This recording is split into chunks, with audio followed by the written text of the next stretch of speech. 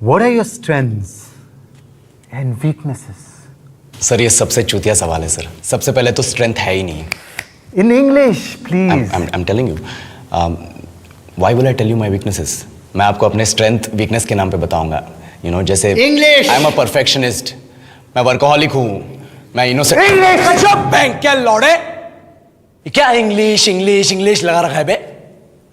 4 साल का था मैं जब मेरे पापा जबलपुर में किसी हलवाई के यहां काम करते थे। खुद तो कभी स्कूल गए नहीं, इसलिए अपनी गांड घिस घिस के मुझको स्कूल में भर्ती करवाया।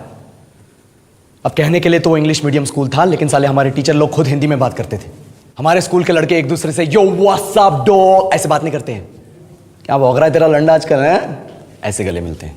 किसी तरह रट्टा मार मार के 10th तक पहुंचे तो पता चला कि जिंदगी में सफल होने के लिए एक ही तरीका है, और वो है इंजीनियरिंग।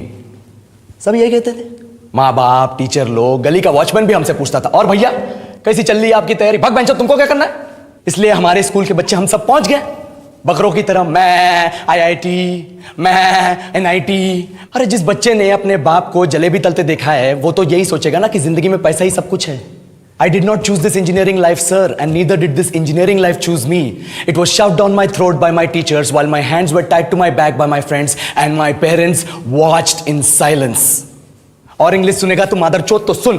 10th के बाद 2 साल लग गए इस कॉलेज में घुसने के लिए, कोचिंग में निकाल दिए, ना कुछ खेले ना कुछ सीखे। और 2 साल बाद जब यहां पहुंचे तो पता चला कि बड़े शहरों के कॉन्वेंट स्कूल के पढ़े बच्चे जब अंग्रेजी में बात करते हैं तो मरे हुए फूल भी खिल उठते हैं। आहा, हवा में ऑक्सीजन की मात्रा बढ़ जाती है इनकी अंग्रेजी सुन के। और पूरे कॉलेज की लड़कियां इन इंग्लिश स्पीकिंग लड़कों को अपना जीवनसाथी.com मान चुकी है। तुझे क्या लगता है, मुझे कभी लगा नहीं कि मैं अपनी अंग्रेजी पे काम करूं, अपनी पर्सनालिटी पे काम करूं? बहुत लगा। ये चूतिया इंडस वैली सिविलाइजेशन का जो एजुकेशन सिस्टम बिठा के रखे हो, जिसमें हर साल में 10 सब्जेक्ट, हर सब्जेक्ट में theory, practical, viva, lab work, external, internal, majors, minors, assignment, project, thesis, गांड मार के रख लिया हमारी।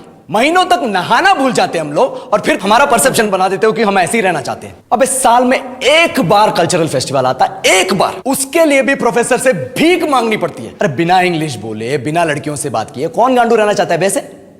पर टाइम कहां है कुछ सीखने के लिए? लगे पड़े हैं कोडिंग सीखने, 3 लैंग्वेज सीख रहे हैं अलग अलग इंग्लिश छोड़ के। लेकिन जब प्लेसमेंट्स की बात आई तो सबको एप्टीट्यूड चाहिए, पर्सनैलिटी चाहिए, इंग्लिश स्पीकिंग चाहिए। It is not that we can not speak English, sir. We are just very conscious of our diction and our pronunciation, and we are not confident to speak in front of anyone else. If the curriculum was a little bit diverse, if the engineering colleges in our country focused on our all round development instead of functioning like a goddamn factory that is just mass producing robots by killing their dreams and handing out degrees, I would not be sitting here in this pointless HR interview, the likes of which exist only in our country. ये लो sir, बोल दिया मैंने 4 और line अंग्रेजी में। अब बताइए, क्या मैं आपके मल्टीनेशनल कंपनी के लायक हूं?